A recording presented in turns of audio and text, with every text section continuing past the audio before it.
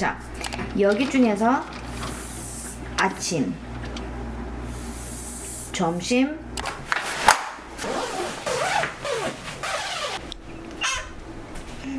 여기서부터 하나. 밤에 잘 때는 누가 책 읽어요? 엄마 아빠 아니지. 그런 거랑 아니면 공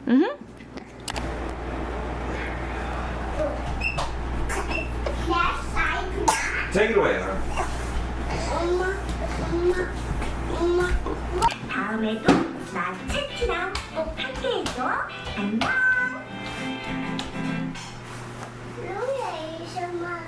벌거벗은 임금님 감기 또 몸이 튼튼 소곤소곤 어느 나라 말이든 술술 말하고 착착. it's here. We made it. We're in Cannon Beach, a state away from our kids, and the first night without us being home has happened. I'm feeling all sorts of things. And Harper and Joe and Ethan, probably Sam, we're all feeling all sorts of things. This was our first push to be kid-free for an entire weekend. We've never been a state away. We've never been gone for more than like 12 hours because we used to like put the girls down and then if we're gonna go out for the evening, then go out and then come back home before the girls woke up. So it, like to them, we were never gone. So this is the first time Ethan's parents and sister are watching the girls and Frank. And we've been doing a lot of preparation for this moment. 화장실 쓸 때는 나 can 도와줘 소희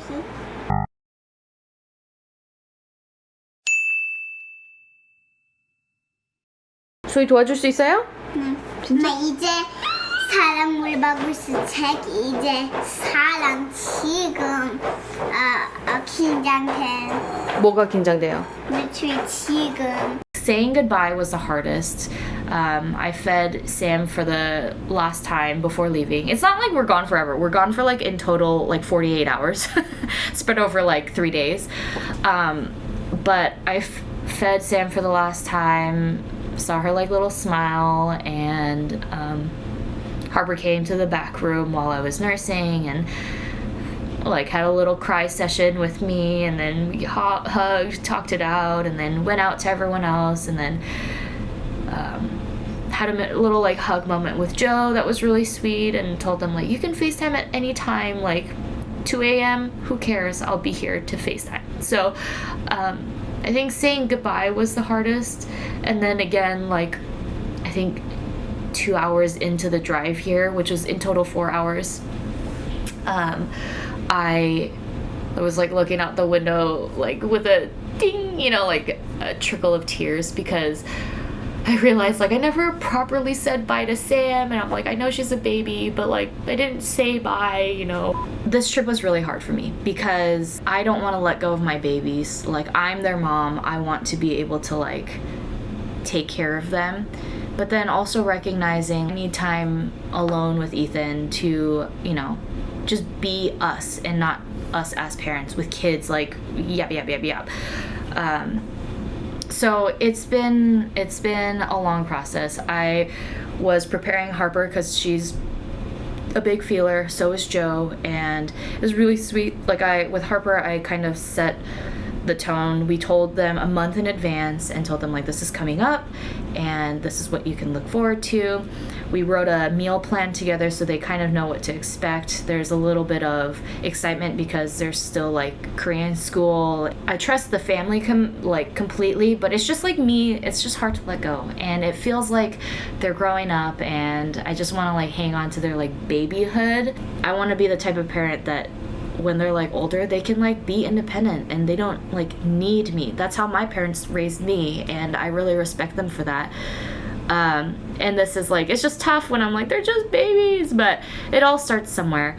Yeah, it was really like heartbreaking because Joe, like this was a few days ago, Joe was like doing pretend play, and I was like bouncing Sam and like like conversating with her, and she eventually told me through a story of a spider that she was scared that the spiders, Oma and Appa, were gone from home. Ethan and I both like looked at each other and were like, she like doesn't know how to express it, but she's just so nervous and scared, and like that was just really heartbreaking, and I didn't want to come, you know. But at the same time, there's like this feeling of like excitement to be not needed all the time.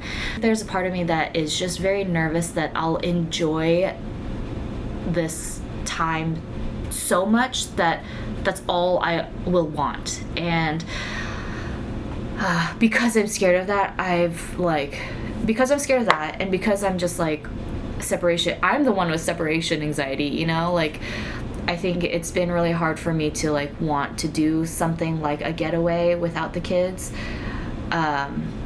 So this is the ripping off of the Band-Aid 4 years into having kids, and I told Ethan, separate from this conversation about this getaway, that one of the goals in my life is to continuously learn so that I can remember what it feels like to not know something, and to be able to empathize with people like kids who are learning for their first time. And so, for example, like one year I tried learning penny boarding. Still not great at it, had to stop because I got pregnant and then pregnant again, like yada yada.